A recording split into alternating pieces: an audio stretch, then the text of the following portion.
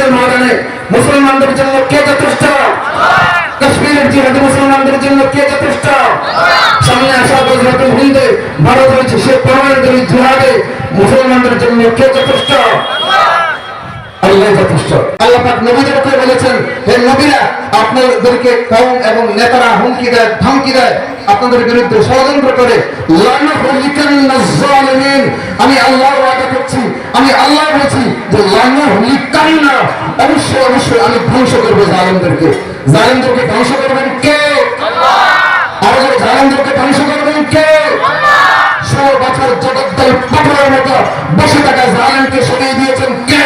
আল্লাহ। ভয় পাওয়ার কোনো কারণ নাই, ভয় পাওয়ার কোনো কারণ নাই। আল্লাহ পাক রব্বুল আলামিন সূরা আহজাবের মধ্যে গজওয়ে আহজাবের প্রেক্ষাপট আলোচনা করতে গিয়ে বলেন যে কাফেররা এসেছিল মদিনাতে মুহাম্মদ রাসূলুল্লাহ ও তার সাথীদেরকে দুনিয়া থেকে নিশ্চিহ্ন করে দিবে, কিন্তু ওয়াল্লাহুল্লাযীনা কাফারু বিগাইযিহিম লাম ইয়ানালু খায়রা, কাফেররা যে ক্রোধ রাগ নিয়ে এসেছিল মদিনাতে, আল্লাহ পাক প্যাকেট করে তাদেরকে আবার পাঠিয়ে দিয়েছেন মক্কায়, তাদের এলাকাতে। ওয়াকাফাল্লাহুল মুমিনিনাল কিতাল, এরপর আল্লাহ বলেন ওয়াকাফাল্লাহুল মুমিনিনাল কিতাল, কিতালের ময়দানে, জিহাদের ময়দানে মুমিনদের জন্য কে যথেষ্ট? ওয়াকাফাল্লাহ, কে যথেষ্ট? ফিলিস্তিনের ময়দানে মুসলমানদের জন্য কে যথেষ্ট? কাশ্মীরের জিহাদে মুসলমানদের জন্য কে যথেষ্ট? সামনে আসা গজওয়াতুল হিন্দে ভারত রয়েছে, সে পরমাণু জিহাদে মুসলমানদের জন্য কে যথেষ্ট? আল্লাহ যথেষ্ট। আল্লাহ পাক রব্বুল আলামিন সূরা মায়েদার মধ্যে বলেছেন, সূরা মায়েদার মধ্যে বলেছেন, আগে আল্লাহ পাক আহ্বান করেছেন মানুষদেরকে, ওয়া লাকুম লা তুকাতিলুনা ফি সাবিলিল্লাহ, আরে তোমাদের কি হয়ে গেল? তোমরা আল্লাহর রাস্তায় যুদ্ধ করো না, তোমরা আল্লাহর রাস্তায় জিহাদ করো না। ওয়া মুস্তাদআফিনা মিনার রিজালি ওয়ান নিসাই ওয়াল বিলদান, অথচ গাজার নির্যাতিত নারী পুরুষ বৃদ্ধ আল্লাহর কাছে তারা ফরিয়াদ করে, আল্লাহর কাছে তারা আহ্বান করে এবং বলে, হে আল্লাহ, আমাদের জন্য একজন অভিভাবক পাঠান, আমাদের জন্য একজন জিম্মাদার পাঠান, আমাদের জন্য একজন অভিভাবক এবং জিম্মাদার পাঠান। আজকের আরব নেতারা, আজকের সৌদি, কাতার, কুয়েত, এই সমস্ত অঞ্চলের মুসলিম শয়তানগুলো, আরব নেতাগুলো কাফেরদের কাছে, ইহুদিদের কাছে তেল বিক্রি করে, যে তেল দিয়ে তারা বিমান উড়িয়ে, ওই বিমান দিয়ে মিসাইল এবং বোমা নিক্ষেপ করে গাজার মাটিকে, গাজার ভূমিকে, গাজার ভবনগুলোকে তারা দুঃসাত করে দিচ্ছে, তছ নছ করে দিচ্ছে।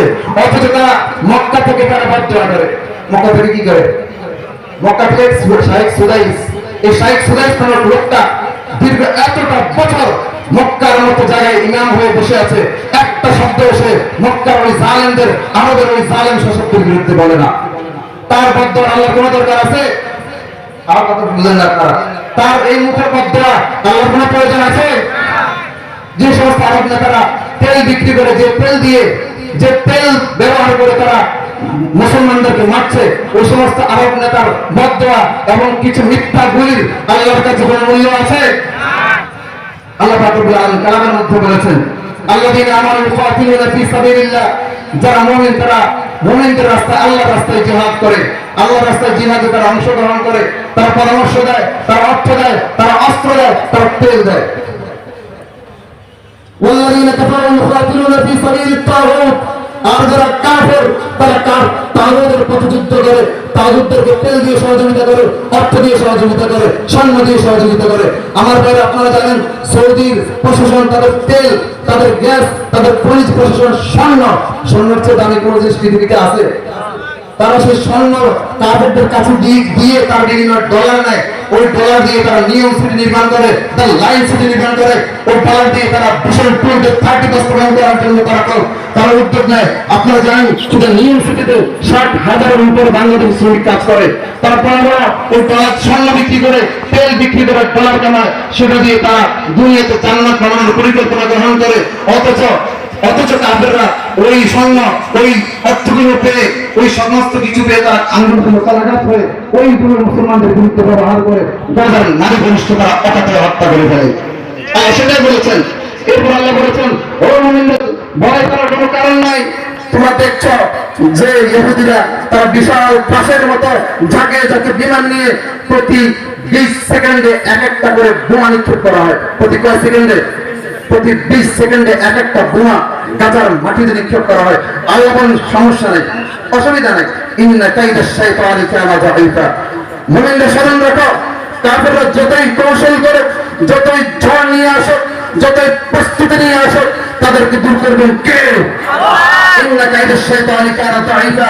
নিশ্চয় শয়তানের যে কায়েদ, শয়তানের যে কৌশল, শয়তানের যে চক্রান্ত, এটা নিতান্ত বিফল, এটা আল্লাহর কাছে নিতান্ত ধ্বংসে, এটার কোনো মূল্য নাই।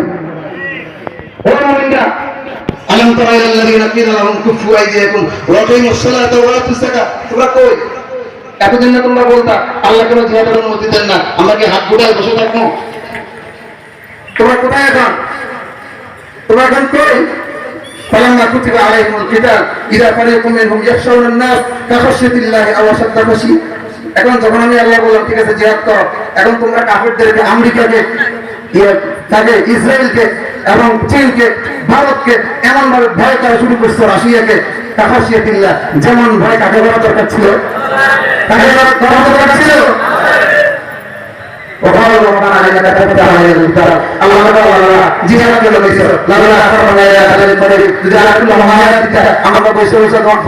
ব্যবসা করতাম আর খেয়ে গিয়ে পড়া করতাম। দুনিয়ার হায়াত অত্যন্ত স্বল্প, আর আখিরাত খায়রুল লিমান ইত্তাকা, আর আখিরাত হচ্ছে তাদের জন্য যারা মুত্তাকিন।